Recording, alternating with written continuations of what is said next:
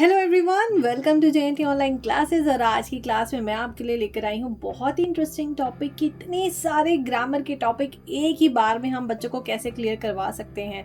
Trust me, इससे आसान चीज़ आपको आज तक नहीं मिली होगी। ये बहुत आसानी से मैं क्लियर करवाने वाली हूँ एक एक टॉपिक। और सबसे इम्पॉर्टेंट चीज़ है ना, एक साथ एक ही बारी में बच्चे को कवर कराएंगे। ऐसा नहीं है कि वन मैनी हम 5 दिन तक ये सिखाएंगे, उसके बाद 4-5 दिन तक हम ये सिखाएंगे, उसके बाद ही शीट की प्रैक्टिस कराएंगे, फिर ये कराएंगे। नहीं, ऐसा नहीं है। अभी हम आज इस वीडियो में क्या करने वाले हैं, one many with this that these in those, उसके साथ में हम लेके चलेंगे इज आर। तो ये 3 कंसेप्ट जो हैं ये हम कवर करने वाले हैं आज की वीडियो में।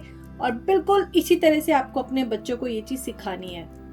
यूजुअली होता क्या है, हम पहले बच्चों को सिंगुलर प्लूरल्स करवाते हैं, उसके बाद this that these and those करवाते हैं, उसके बाद इज आर की प्रैक्टिस करवाते हैं, हैज़ हैव की, वॉज वर की, ही शी इट की। लेकिन इस बार हम कुछ डिफरेंट करने वाले हैं। वीडियो स्टार्ट करने से पहले अगर आप चैनल पे न्यू हैं तो चैनल को प्लीज़ सब्सक्राइब कर लीजिए। और अगर आपको वीडियो एंड में पसंद आए तो लाइक करना बिल्कुल ना भूलें। और आप अपने फ्रेंड्स एंड फैमिली में इस वीडियो को शेयर भी कर सकते हैं। So let's start the video.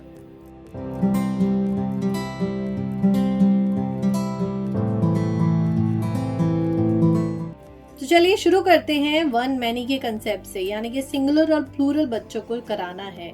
Singular plural जब हम पेरेंट्स कराना स्टार्ट करते हैं बच्चों को, तो हम क्या करते हैं, सीधा हम इस तरह से, देखो बेटा, अगर एक बॉय है तो बॉय लिखते हैं, ज़्यादा है तो उसके साथ एस लगा देते हैं तो बॉयज़ हो जाता है।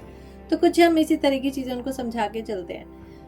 हमें आज क्या करना है, सबसे पहले तो उनका बेसिक कंसेप्ट क्लियर करना है कि ये सिंगुलर और प्लूरल क्या होता है। देखिए, जिस तरह से हम बच्चों को रीडिंग सिखाने से पहले फोनिक्स क्लियर करवाते हैं ना, उनको एबीसी सिखाते हैं, फोनिक्स क्लियर कराते हैं, इसी तरह से कोई भी ग्रामर का टॉपिक उठाने से पहले बी श्योर कि बच्चों को उसके बेसिक्स क्लियर हो जाएं। तो ये है बेसिक्स, ठीक है। बच्चों को बिल्कुल बेस से लेके चलते हैं। जैसे ये है एक कप, दिस इज 1 कप। और अगर ज़्यादा हो जाए, मैनी, पहले तो वन और मैनी का उनको मीनिंग समझाना है, वन का मतलब और मैनी का मतलब। इंग्लिश ऐसी चीज़ है, अगर हम डेली कन्वर्सेशन में उसको यूज़ करते हैं तो वो हमारी एक डेली लाइफ का पार्ट बन जाती है। बट अगर हमारा घर का माहौल ऐसा नहीं है कि हम डेली उसको यूज़ कर रहे हैं, डेली उस तरह के सेंटेंसेस बोल रहे हैं, तो हमें फिर बच्चों को बेसिक से सिखाना पड़ता है।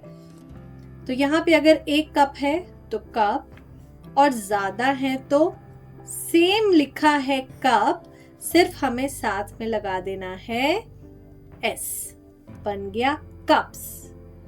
काउंटिंग, ये जो नंबर्स आप अगर ड्रॉ करें ना, तो हमेशा याद रखिएगा एक ही तरह के नंबर ड्रॉ मत करिए। मतलब 3 बना रहे हैं तो हर जगह 3 मत बनाइए, नंबर्स को चेंज करते हैं। क्योंकि बच्चों को कई बार ये लगता है अगर 3 बने हैं तो एस लिखना है, अगर 2 बने हैं तो एस नहीं लिखना है। तो ये उनके माइंड में चीज़ें होती हैं।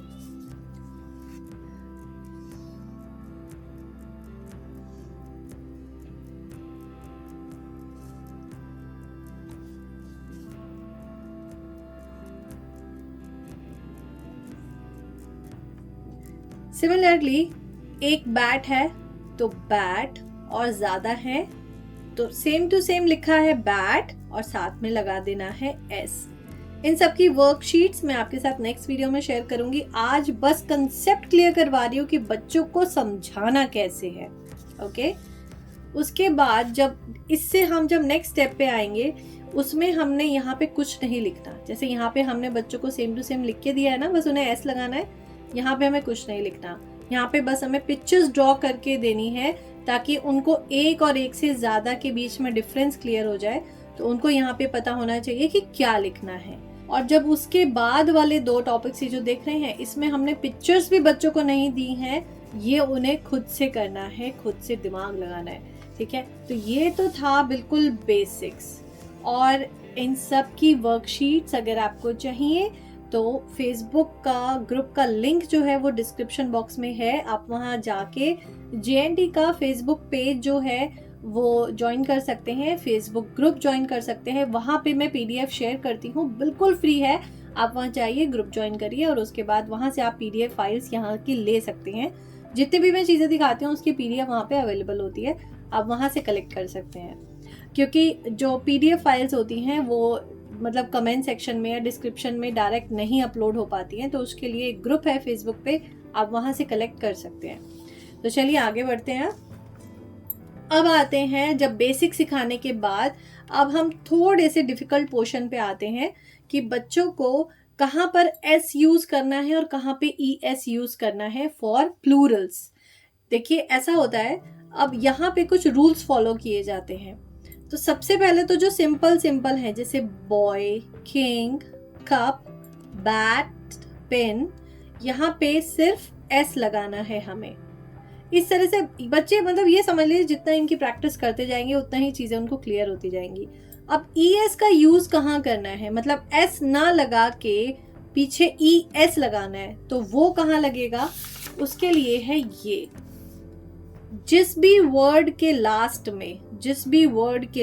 में S, double S, SH, CH या X होता है, उन सब के साथ हम ES लगाते हैं। तो ये जो चीज़ है ना, इन सब की वर्कशीट्स मैं आपके साथ जब शेयर करूंगी, आप देखिएगा किस तरह से बच्चों को वर्कशीट्स करवानी है, और जितने आप उनको प्रैक्टिस कराते जाएंगे उनको ये चीज़ें क्लियर होती जाएंगी। S, SS, SH, CH and X, ये याद रखना है कि किन वर्ड्स के साथ में ये लग रहा है, और उसके साथ ES का यूज़ करना है। ओके, तो ये तो हो गई ES वाला, S और ES के कंसेप्ट क्लियर हो गए प्लूरल्स में।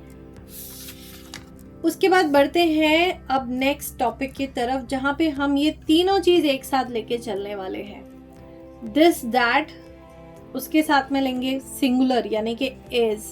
अब इज कहाँ यूज होगा और सिंगुलर के साथ में कैसे यूज होगा, तो ये जो टॉपिक है ना, इसको बस एक बार इन 3-4 सेंटेंसेस के साथ बच्चे को क्लियर करवा दीजिए, उन्हें कभी लाइफ में प्रॉब्लम नहीं आएगी। ये देखिए, जैसे this, first thing, this is use for the thing which is near. जो भी चीज पास में है उसके लिए दिस का इस्तेमाल हो रहा है, और दिस कहाँ यूज हो रहा है, किसी एक चीज के लिए, यानी कि कप। यहाँ पे S नहीं लगा है तो इसका मतलब हम एक कप के बारे में बात कर रहे हैं। अगर S लगा होता और यहाँ पे these होता तो हम ज्यादा कप्स के बारे में बात कर रहे होते। अगर यहाँ पे S लगा होता तो ये भी चेंज हो जाता और ये भी चेंज हो जाता, राइट। तो सबसे पहले हमें इसी चीज की प्रैक्टिस करानी है। दिस और दैट के साथ सब जगह देखो लगा है इज, और सिंगुलर यूज हुआ है, यानी कि one, only one cup, one ball, one star, one kite, सब चीज एक एक है। ओके, तो ये कंसेप्ट बच्चों को बढ़िया तरीके से इसी तरह से जैसे मैंने लिखा है विद कलर कोडिंग, कलर्स का यूज करके मैंने लिखा है, उसी तरह से आपको समझाना है। ये बच्चों को बहुत अच्छे से क्लियर हो जाएगा, ट्रस्ट मी। और फिर भी अगर क्लियर ना हो ना, एक कमेंट कर देना, मैं इससे भी कुछ इजी तरीका आपको जरूर बताऊंगी। उसके बाद है these, those। अब these, those के साथ यूज होता है are, उसके साथ में many और plural, यानी कि ज्यादा चीजों के लिए हम these या those का यूज करते हैं और are का यूज करते हैं, ARER। तो यहाँ पे 2 कप्स हैं, कप नहीं कप्स हैं। These are cups, these are balls, those are stars। जो भी चीज बहुत दूर होती है उसके लिए those, ज्यादा चीज यानी कि प्लूरल में अगर हम बात कर रहे हैं, बहुत सारी चीजें हैं जो दूर हैं, उसके लिए those का इस्तेमाल करते हैं। बहुत सारी चीजें अगर पास में हैं उसके लिए these का इस्तेमाल करते हैं। वैसे this, that, these and those पे वीडियो इसी चैनल पे अवेलेबल है, आप ज़रूर देख सकते हैं। बहुत इजी तरीके उसमें बताए गए हैं सिखाने के, एक बार ज़रूर चेक करिएगा।